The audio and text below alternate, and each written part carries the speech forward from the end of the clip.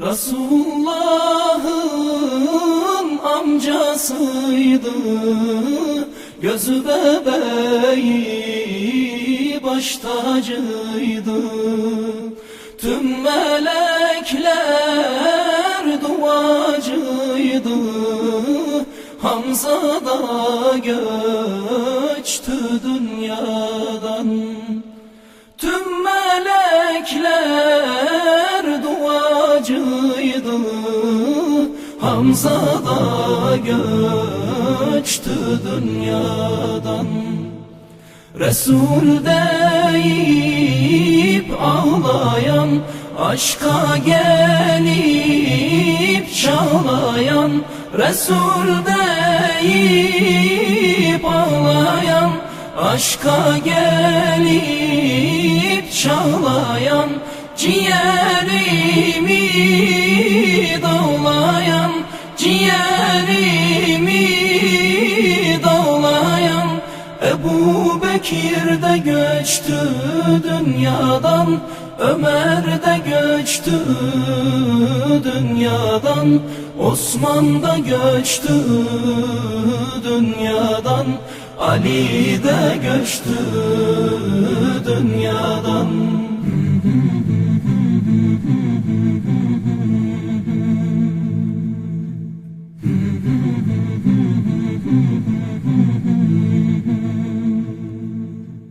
Hem korkusuz hem heybetli, mangal gibi kor yürekli, bükülmeyen tunç bilekli, Ömer de göçtü dünyadan. Bükülmeyen tunç bilekli, Ömer de göçtü dünyadan.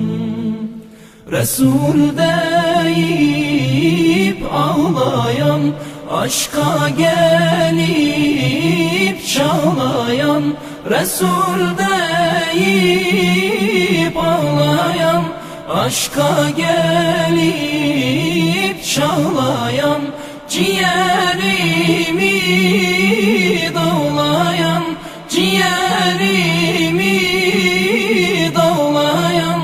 Ebu Bekir de göçtü dünyadan, Ömer de göçtü dünyadan, Osman da göçtü dünyadan, Ali de göçtü dünyadan.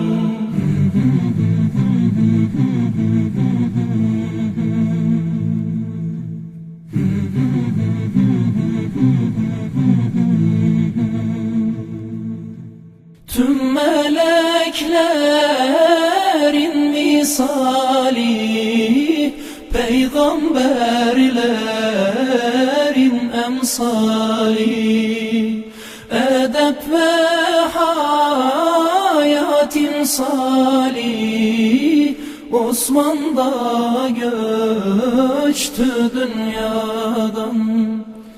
Edep ve hayat imsali, Osman da göçtü dünyadan.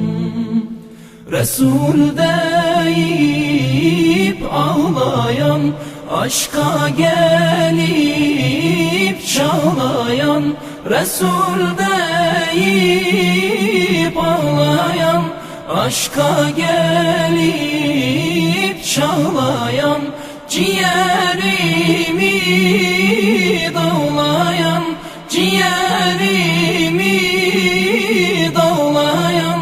Ebu Bekir de göçtü dünyadan, Ömer de göçtü dünyadan, Osman da göçtü dünyadan, Ali de göçtü dünyadan.